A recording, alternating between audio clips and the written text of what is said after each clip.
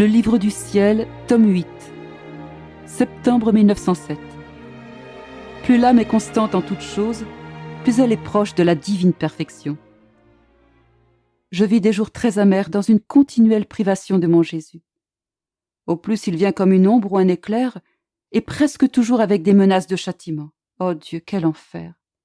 Il semble que le monde est secoué. Tous sont dans l'attitude de se révolter et de s'entretuer.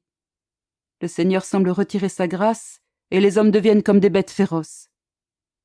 Je fais mieux de garder le silence, parce que parler de ces choses aigrit trop ma pauvre âme qui est bien suffisamment remplie d'amertume.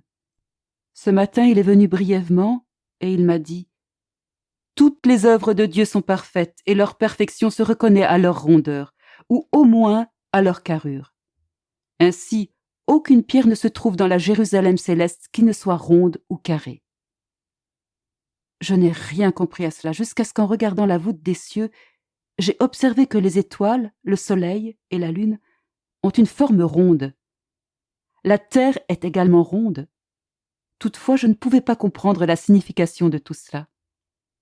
Jésus ajouta « La rondeur est la même dans toutes ses parties. Pareillement, l'âme, pour être parfaite, doit être la même en toutes circonstances, dans la prospérité ou l'adversité, dans la douceur ou l'amertume. Elle doit être égale en tout, de telle manière qu'elle soit comme un objet rond.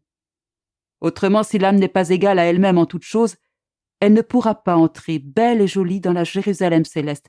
Elle ne pourra pas orner comme une étoile la patrie des bienheureux. Ainsi, plus l'âme est la même en toutes choses, plus elle s'approche de la perfection divine.